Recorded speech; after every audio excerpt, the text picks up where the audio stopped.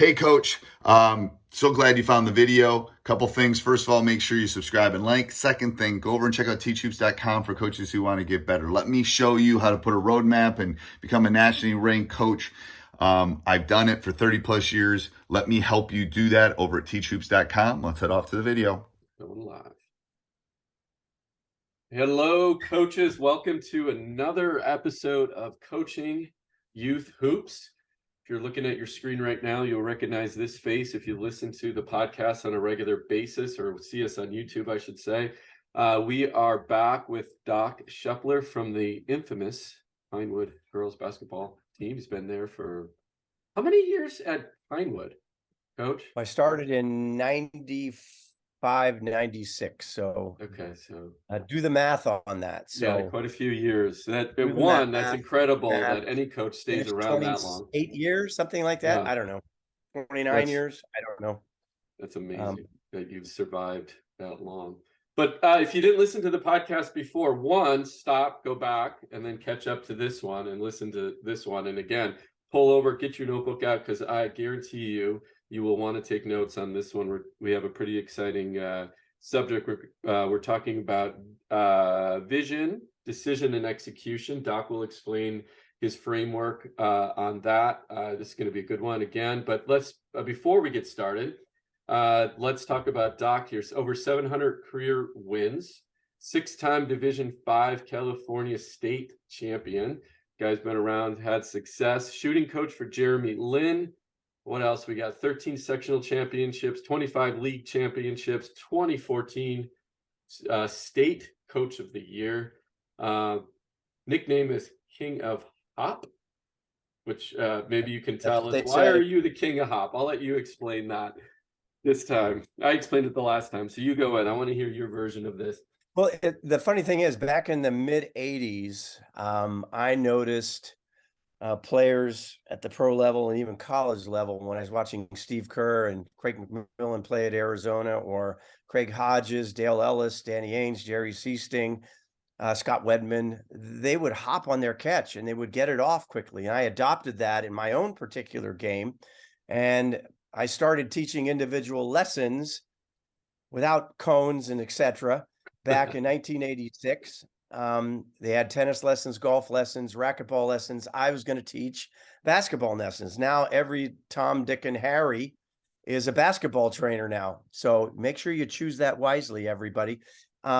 Make it functional skills.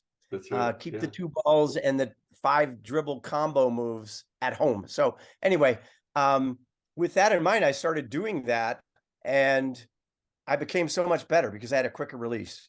And I would teach that to my players at my high school teams, taught it to my daughter, and people looked at her like she was some kind of, what is she doing? It's like she's catching and shooting, catch and shoot, catch and shoot. One of my players says, "Are you saying cashew?" No, catch and shoot, catch and shoot. And she had a very quick release, resulted in her hitting 395 career threes back from 95 to 98.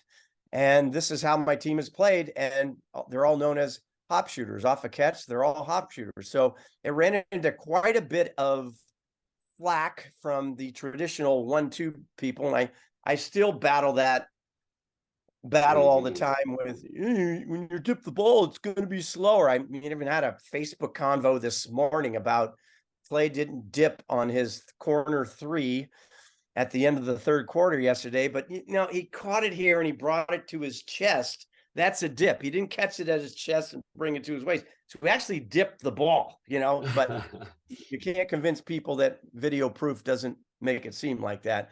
So I've been a proponent of teaching a catch and shoot off a hop. So that's where there we go, the King of Hop moniker. There's Michael Jackson was the King of Hop. I am the King of Hop. There we go. And it's funny because we talked or after a previous conversation on the podcast, I went and I had training sessions with 3 or 4 players, and I've been teaching the hop shot for 4 years, 5 years, I think about, and But one of the things that you had mentioned to me was footwork, and I didn't put enough emphasis on the footwork, although we included it, but it wasn't enough. But I asked them, I did your boing boing thing, and I said, okay, what does that sound like? Boing boing boing, right? And they said, Tigger, right? And I'm like, oh yeah, Tigger. I'm like, oh, that's great. Like, add a little Tigger in your toes, right? So that's what we say now. We got a little Tigger in our somebody, toes. one of my friends, Craig Campbell, who, teaches his players at Clovis West, hopping on their catch and shoot, calls your feet fire. Your feet are on charcoal. Yeah. You got to get off the ground quick. And that's a key proponent of having a quick release. So is jumping quickly instead of bending your knees after your feet land. So that's funny. anyway. Yeah, because we did all of that. I mean, we went through, I think we spent about 10 minutes, no ball, working on the shot, just footwork, just all footwork, so thank you for that. And I even texted you afterwards and said they didn't want to leave. We were there for almost 2 hours, and like, Coach, it's over already. And I'm like, yeah, sorry, I gotta. That's when you have. I mean, that relates to our previous podcast. You have to hook them on the game. I bet you they went and practiced on their own. So you gave them. See. We'll see on Thursday. That's when I pull the Liam Neeson line from Taken. If you don't practice, I'll look for you, I'll find you, and I will kill you. So, but no, they have their Christmas present. That's the thing, is that what do you do with a toy that you get for Christmas? You go out and play with it. Well, your toy that you're giving them, Bill, is the learning to shot. And once you learn to shoot and you see the ball go in, it's like that snowball going down the mountain. And that's our job as coaches, is to get that fire lit. Yeah, we were playing loud music. I was excited. I was hopping around myself. So it was quite the scene. You would have been proud, Coach. Yeah, all right, today let's dive into the subject matter today, because I'm really curious on how you break the game down. I think this is really important. This goes to your philosophy of a quick shot, right? Again, we're talking about vision, decision, and execution. Explain what that means. Well, anything involved with a open skill sport, a closed skill sport, I think we mentioned it before, is like archery, bowling, things that the parameters are all here. You just gymnastics, dancing, ice skating, they're all just, okay, I'm just going to do that. But basketball, soccer, water polo, hockey, lacrosse, all those are open skill sports where they're constantly changing variables. And you have to have your eyes being a very active part of the situation, and training your eyes to do the right thing at the right time is what I call sight skills. You have ball skills, you have foot skills, you put them together, and then you have to create situations where they're using their sight skills to make the right decision at the right time. So that's why when you design a practice, there should be lots of one-on-one where they're having vision on how the defensive player is playing them in 3 different types of situation of which you have the ball. One would be right off a catch, what I call a catch and shoot, or triple threat, to where you're pivoting and creating a situation there, which I don't teach as much anymore. And then they're working off a live dribble. You can be in triple threat in a live dribble because you're still able to shoot, drive, or pass off a dribble. You're still able to shoot, drive, or pass off a catch. So that's where triple threat is you can still be in triple threat with a lateral space dribble where you're reading the defender while you're moving laterally to try and set them up for a drive or a shot. So all of our practices involve the progression of, well, we're going to work first. And I discovered this back when I played. I can give you an example of this. I was making $165 opening a gym for the rec department in the summer. And I was so envious the year before because I was out sweating in the middle of the summer coaching 11, 12-year-old boys in baseball. And I loved it. But there was a guy that opened the gym from 1 to 4 at Burlingame High School. The rec opened it for him. And I go like, I want that, because, and I was a senior at the time, and I opened the gym at 1. And what happened when I opened at 1? I'm the only guy there. So I'm shooting. Bill would show up and we would play horse or something. And then, well, you want to play one-on-one? And we play one-on-one. Then all of a sudden, Don and John show up. And, well, what do you do when you got 4 guys? Well, you play 2-on-2. And then sure enough, couple minutes later, more people show up. Oh, what are we going to play? 4 on 4. We got enough for full court. So look at the progression in terms of learning. Yeah.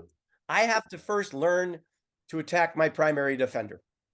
And then when play 2 on 2, yeah, I got to attack you. Then I got to read and respond to that second defender. Do I pass or do I keep going? And then 3 on 3, well, I react to the primary defender. They're not there. I go by. Oh, no. I pass and screen away. I pass and give and go cut. I space the floor on people's penetration.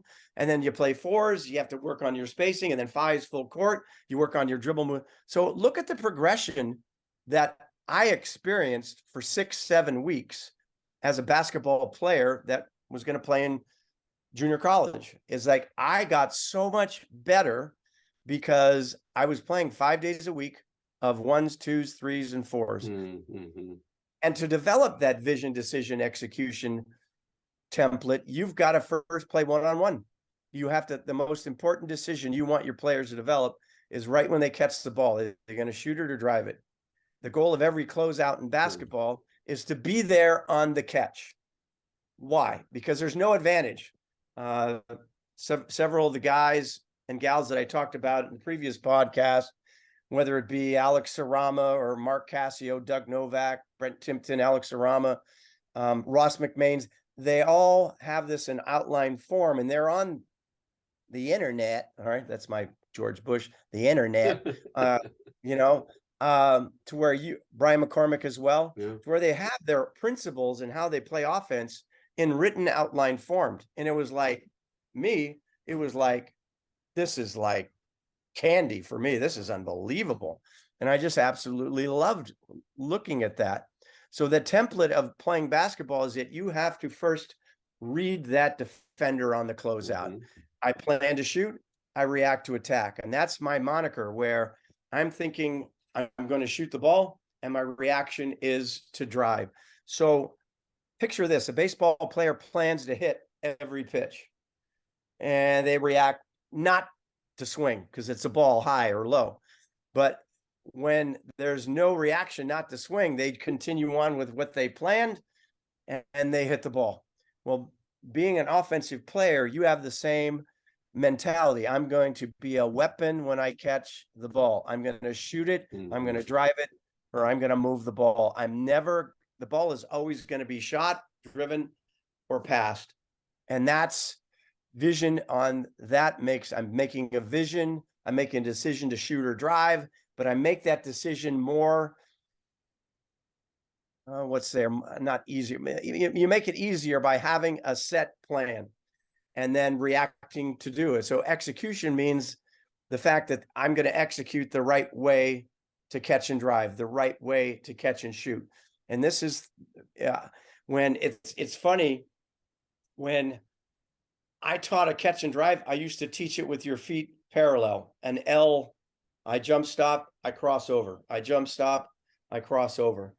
But then I figured, I don't know how long ago it was, I just put my head together and said, well, no, on a first step from triple threat, my feet are at a 45-degree angle and I take a rocker step by them. And when I make a dribble hesitation move, my feet are at this 45-degree angle. So I called this the split. In other words, when I catch the ball, instead of landing to shoot, I split my feet. So the ball in the air, feet in the air, as I land, when I make that decision, I plan to shoot, I react to drive. I plan to shoot, I react to split. And I train that in them over and over again, where I just have them catch the ball, they split. I've got it to the point where I've really, really learned how important core strength is to improve somebody's first step. The pushing angle is such to where their feet placement have to be right.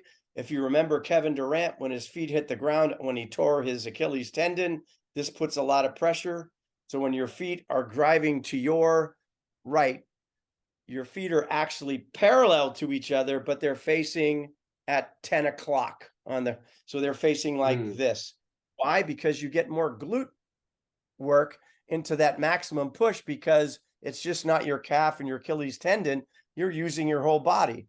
As one of my physical therapist friends said, well, now you want to really be able to have a strong core to make that push come down the chain, and it's like, wow, this is really good. So that's how we develop that. So it's That's crazy. it's pretty advanced. It's advanced stuff. And I can see by the look on your face, you're going like, what the hell are you talking I have about? I have a All lot of this stuff questions is about you that. plan to shoot, react to split. Yeah. So when people talk about you're gonna, and this is my go-to imitation of know-it-all coaches that don't know anything. I call them know nothing know-it-alls. You're gonna catch and rip through. It's like, yeah, but you're gonna catch and go by.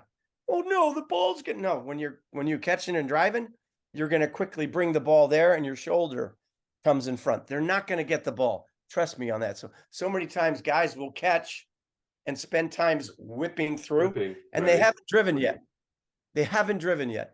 So we want our players to be able to attack that area right away. So instead of a 1-2 and then attacking that spot, we're going to split. So we're sprinting right when our feet hit the ground. So we go into such detail of first step speed footwork. And we talked about that in terms of player development, in terms of first step speed and how to do it. Well, we master it from a jump stop. It's basically a mini stop, cut, jump cut in football, same thing. And we train them to make the right decision, to be able to do the right thing at the right time. And I always say, if you shoot the ball and it's the wrong decision, what happened? What happened? I'm asking you, what happened? I shot the ball, and I'm going to say, hey, Bill, you made the wrong choice there, dude. What happened? They blocked your shot, right? Yeah. They blocked your shot. What should you have done? Drive. Should have drove. All right. Yeah. Now, if I try a drive and I don't get by you, what should I have done?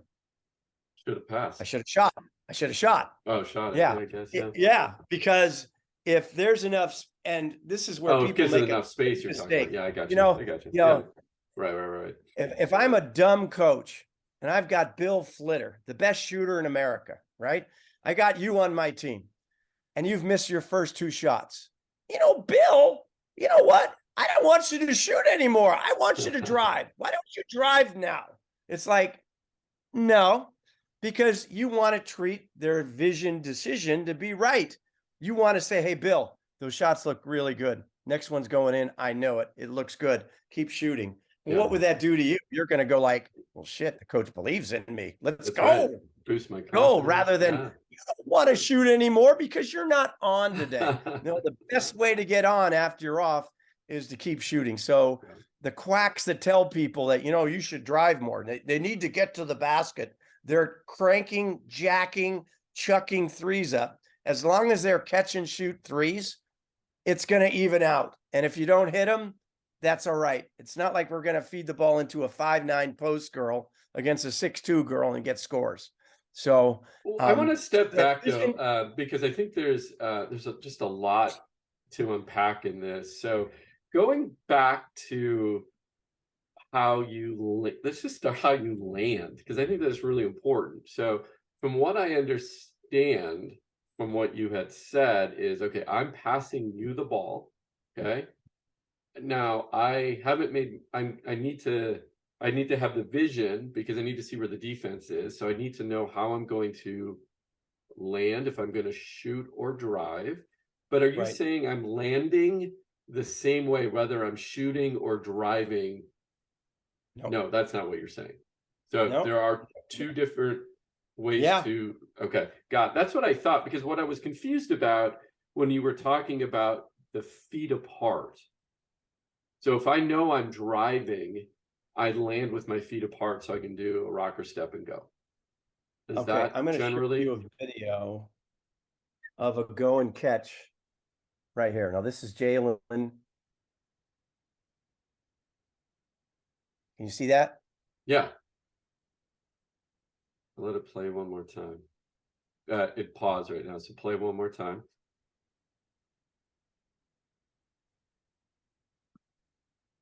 We'll make sure we can see this. So Coach is showing a video. We caught it late. It went fast forward. Sorry. I could add it to the show notes too. Or is it a personal video, or is it online?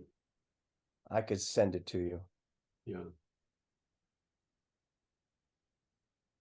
Okay. Yep. I saw that. Yeah. His feet were apart. So what no he did problem. with his feet is I call that a go and catch. So with my team, we develop 6 or 7 different moves off a catch where you don't Okay. catch and pivot, you catch and drive. That was a go and catch. He's going before he catches the ball. Yeah. He Yeah. realizes that he's got an open area right away. Yeah. And then we have a double fake to where we give a little shimmy, boom, Yeah. boom, and then we go. And then we have a normal catch and drive. So there's 3 different tempos to throw a defender off. Yeah. And then we have a sprint and catch to where I'm running to the ball and it's like a dribble handoff or a kickback to where they're going. Then we have a shot fake drive. And then we have a catch drive fake go opposite to where my drive would go. So we develop these moves through time. And when you plan to shoot, all your training is this to shoot it, plan to shoot, boom. But when then you Hey everybody, I'm jumping in here. Coach Bill has decided to help me out for the end of the school year, and my daughter's graduating, so I really appreciate that. But I wanted to jump on and tell you how excited I am about coachingyouthhoops.com, something Bill and I have put together. You know, it's going to improve your coaching. It's going to improve your player skills. It's for you with your busy schedule, everything you want, practice plan. There's nothing else like this. I'm telling you, very rarely do I get this excited unless I'm walking down Main Street at Disney World. I am telling you, you can print the practice plan. It's everything you need to be a youth basketball coach. It's a roadmap, everything. It's awesome, and it's at a very, very, very reasonable price. I'm on Bill about increasing prices. So if you're thinking about getting in, you better get in now before the next season comes around. But anyway, let's head back to the podcast. react to drive, boom, you split. Okay. Split. Yeah. And then you do that over and over again. And what we've gone to the intricate detail of having somebody do it with bands on to where you have bands around your thighs, bands around your ankles. So you train that nice pull. The key to this is that both feet have to land at the same time. You don't want to hop 1, 2. You don't want to go forward. You just want to split your feet. And where I learned that, and I think I said this to you in the previous one, is from playing tennis. I didn't play basketball for a year. And I don't know if I told you this story or not. So did I tell you? No, not the 10. Well, when I was 20, I retired from basketball and I thought I was going to be a tennis player. So all I did was play tennis. Basketball sucks. It's terrible. I hate basketball, but then I couldn't play on a rainy day, and the gym was open at the high school by the rec department on a Saturday. And I went in there and I played basketball. I couldn't believe my first step speed was so much better. I couldn't shoot a lick. Because my right forearm turned into Popeye the Sailor Man from playing so much tennis that I couldn't snap my wrist because my forearm were so tight that I had no more wrist flexion anymore because gripping that racket and doing that, my forearm was so developed. But my first step speed was so good. Turning somebody was like unbelievable. Well, why is that? Because I have to react to the ball and be in a dead sprint right when the ball hits the strings. And I have to, and what do they call in tennis? They call it a split stop. So a screen, a serve and volley, or you watch any great tennis player, when the ball hits the strings, what do they do with their feet? They react with their feet wide and they split and boom, boom. So I attach that transfer to a catch and drive. And putting their feet at an angle where they have maximum amount of muscular force and maximum amount of push angle in the direction I want to go. So I don't mean to get in all this detail, but no, this is good detail, and it's part of the reason why our team is good is because this is what I've acquired, and this is why it's important for coaches to listen to podcasts to develop their improvement. If we ask our players to get better, well, why in the hell aren't you getting better? That's right. So it's a funny story. When I worked with Jeremy Lin in 2011, and his normal guy was not there. He's going to law school. So I was working on some ball handling things and stuff like that. His shot, obviously. Then I was teaching him a catch and drive. And I was talking about pushing angles back in 2011. And he and his brother looked at me and were like, what's up with the pushing angles? It's like, no, this is how you drive. And he would catch and rip through. And he would get to that drive later. But when he caught and drove, it was like right away you're and you watch players now, this is how they do it. So when his coach with the Knicks after Linsanity came and visited, he had never heard of this. And I was training Jeremy with a verbal command, since I didn't close out on him. As the ball's in flight to him, I'm telling him to shoot or drive with the plan to shoot, react to split without a defender. And that's how you can train somebody to make a decision that's based on a verbal cue, which is harder to be able to, take in than it is a visual cue. So is the ball in the air at this point? Because I think this is really. He's now with the Warriors. Kenny is now with the Warriors. He looked at me like I'm some kind of nut, but he says, I love this. I'm going to use this. I'm going to use this. And when he was back with the Knicks and back with the Hawks, he says, Doc, this stuff really works. I was just telling him to shoot or drive off the catch. Yeah, plan to shoot, react to drive. You're a weapon on the catch. And you can train somebody to be able to make that first vision, decision, and executing it the right way. And that starts with being a weapon on the catch. Well, let's a couple questions in there. One is then simple drill to teach it. Is the ball in flight when you're saying drive or shoot? Ball's in flight. Ball's in flight. Okay, that's number one. And then two is, what do you think? So again, a lot of grade school coaches listening to the podcast. I think this is good stuff that they can teach. So every day, here, remember that dribble? Remember, you have a line of three. It's Bill, Doc, and Don. Doc dribbles out, 2 dribbles, comes to a jump stop, pivots, passes to Bill. Bill catches it, 2 dribbles, pivots, passes back to Don, and so on and so forth. Everybody's done that drill, which is a good drill just in itself. Well, we've attached a split and drive with that. So when I pass to Bill, he splits, drives, jump stops, passes to Don. Don splits. And then we work on our different moves. So you can train that. You can add that passer to be the closeout person. So they read that closeout in the right way. I've learned from, what was his name? Mike, about guided practice, guided to where you're going to drive every single time. So you give them the read that you want them to develop. And then you make it variable to where they got to shoot it or they got to drive it. So that's why every day when we work on our shooting drills, there's always a component of a decision-making to shoot the ball. So as a grade school coach, to get somebody to really learn, you put an X taped on the floor, 4 feet long.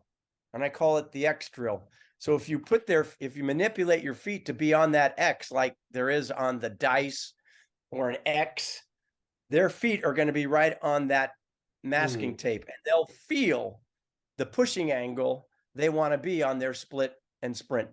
And at our gym here at Pinewood, they won't let us put the tape on the ground anymore because it's marking up the floor. But that's something you can do at your gym. It's just put a big 4 foot X in length and have their feet hit wide. And one sound, hit wide, feet facing 10 o'clock if they're going to their right, 2 o'clock if they're facing left. Teach them to be explosive right on the get-go as far as a start. And then we do lots of first step speed drills too to supplement that. But that's a very easy drill for, and every day they should do that. Catch and drive, catch and drive, catch and drive. And sooner or later, when you add a defensive player and you make it live, hopefully in that time when they're playing in a game, they'll make the decision to do the right thing at the right time. They won't be tentative or catch the ball, but I have a couple players on my team that still will catch. They'll catch, take a look at the defense. Oh, I'm open. Tap their foot down and shoot the ball instead of reading, I can see Bill in my peripheral vision. And when I catch the ball, I kind of have a sense of what I'm going to do. I'm planning to shoot it. It's gone. If they shoot the ball and it's blocked, that's all right. I don't care. You get better when you make your decision. Now, there's a difference between Doc Shepler closing out on Bill and LeBron James in terms of speed, Right. in terms of speed, in terms of length. But I learned something from other sports is this is why this is going to get intricate for you. So I'm sorry to bore the grade school coaches, but the other coaches on here will go like, God, this guy's really thought about this. So if I have a 0.6 catch and shoot, right? That video I sent you of, did I send you the video of Patrick McCaw before and after? Yeah. It was beautiful. Okay, so there's a 3/10 difference between example 1, example 2, 3/10 of a difference in his shot release. One was 0.99, the other was 0.63. That 0.3 means distance that a defensive player can close out. And Mike Caruco would say when they measure somebody's speed from first to second when they're stealing, he measures the pitcher's release to home plate and the catcher's release from the catcher's box to second base. And they time that to where that boom, boom, that adds to 3.1. Well, if that runner can get to second in 2.8, every 3 feet is a 1/10 of a second. So 1/10 of a second, 3 feet, 0.3, that's 9 feet difference that Patrick McCaw will now be able to get a catch and shoot over a closeout. So in other words, we made him with that quick release a more active player. So if I know Bill has a quick catch and shoot, I got to be there on the catch. If I'm not there on the catch, it's gone. If I'm moving there on the catch, Bill is gone by me. If I'm there on the catch, which I should be, stationary, ready to guard you, then I'm on equal terms. I'm a neutral. I can defend people in triple threat.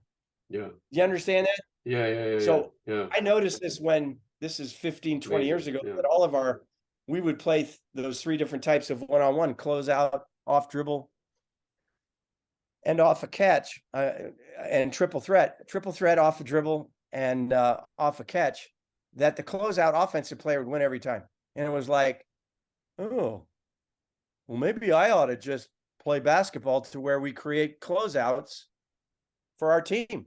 So every set, action, trigger that we ran, let's just go over a high pick and roll. And I'm using that screen well, you roll, somebody from the offside's got to tag the roller. I read that, I bring the ball above my head, whoop, I pass to the person that's lifting up. What do they got as a result of them tagging that roller? They have a long closeout. What are they doing? They're going to catch and shoot, they're going to catch and drive, or they're going to move the ball.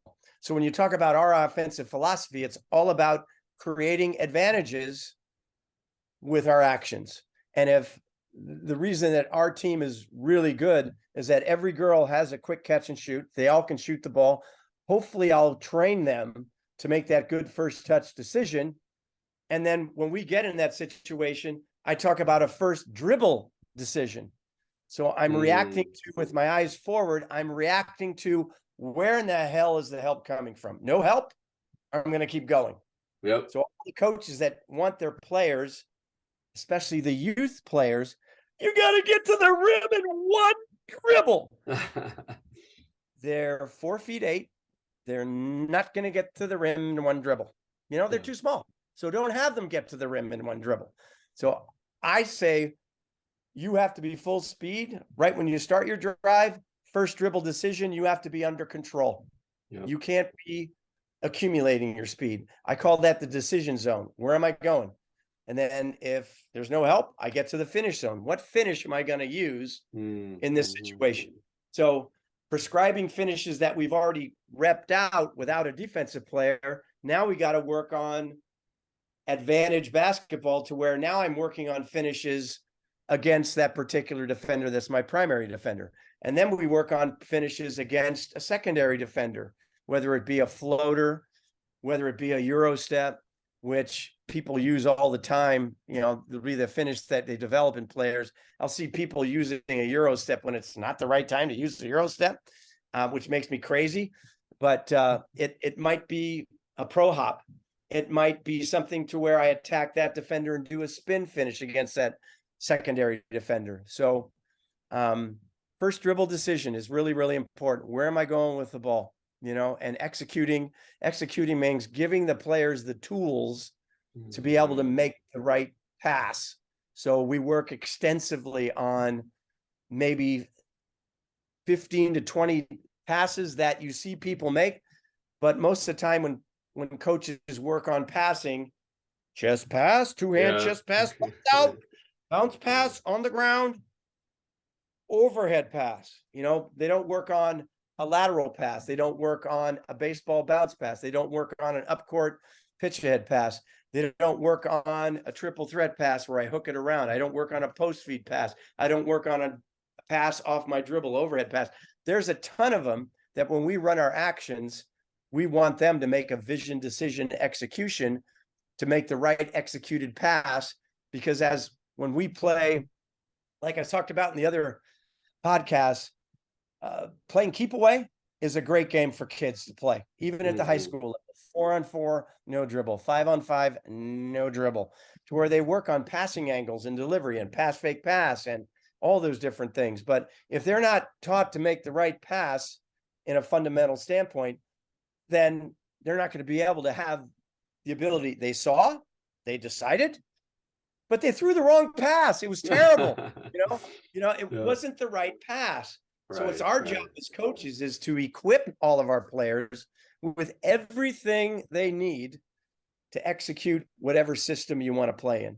So that requires, a structured practice plan that gets those things. And what we talked about the previous podcast is layering it to the point where you're progressing in a manner that you want them to progress. Well, and again, this comes back to, a lot of the discussion that we had, at least about the, early decision is footwork.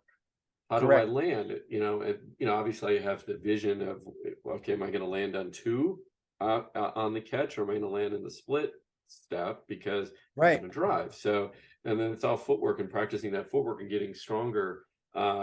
This is amazing, Coach. You have broken the game down to a level. No wonder why you guys win. This is the kind of level. Now, we don't expect the youth coaches to get to this level yet, but like you said, it's the layering effect. So where does it start? It starts with giving them the footwork. That's what you can start with second and third graders or first graders. Teach them how to stop. Teach them how to pivot. Teach them how to handle the ball.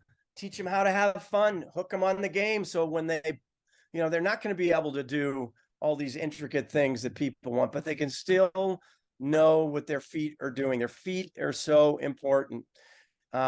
We go over it with my high school team every day in practice. They work on different foot skills when they do their dynamic warm up.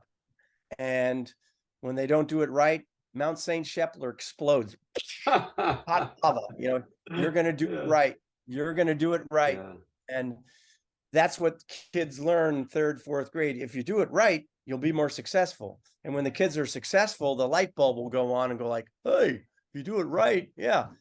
Confidence grows from being good at something. That's right. Yep. I sucked at skiing. I never skied again because I sucked at it. I didn't have the discipline to stay through it. What I've learned through my life in the last 3 or 4 years is my core strength sucked. My glute strength sucked.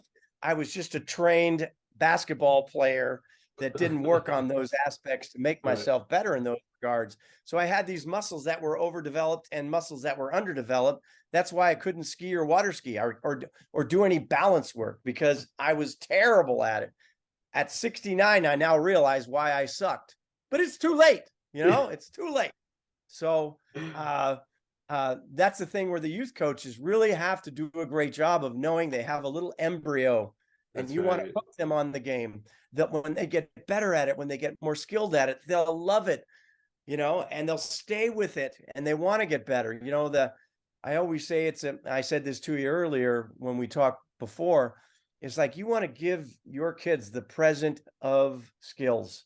Yeah. And what they want to do with that Christmas present after that is they feel like they have a new toy. What are they going to do with it? They're going to go play with it. So they're going to play with that basketball. They know how to come to a balanced stop. They know how to dribble the ball. They know the correct form in shooting a ball. If they know the correct form in shooting a ball and rep it out, and they're an introverted kid that's going to spend time in their driveway shooting, what's going to happen? They're going to get better. And when they get better, they get confidence and they love it even more. That's our job, is to affect that. Wow. Sorry on Doc, that this has been, I mean, I could go, we could talk, and this is what we're going to do. We're going to have you back on if you don't mind. And we're going to continue these conversations because one, you got a wealth of knowledge that I know we're going to get some positive comments on, and I want to share those with you. You have a lot to share on the game, and your 40 plus years of coaching and the success that you had. So love to continue the conversation. I always like to say this, Bill. I'm not old school. I'm the right school.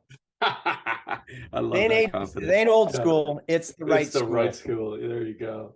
All right, Coach. We're gonna leave on that because that's awesome. Thank you again for this education in basketball. I've learned a ton. I know my listeners are gonna learn a ton. And I can't wait to come visit you and watch a practice. So we'll talk soon, Coach. Thank you. Good. Thank you, my friend. Hey, Coach, so glad you enjoyed the video. Make sure you subscribe and like. Go over and check out teachhoops.com for coaches who want to get better.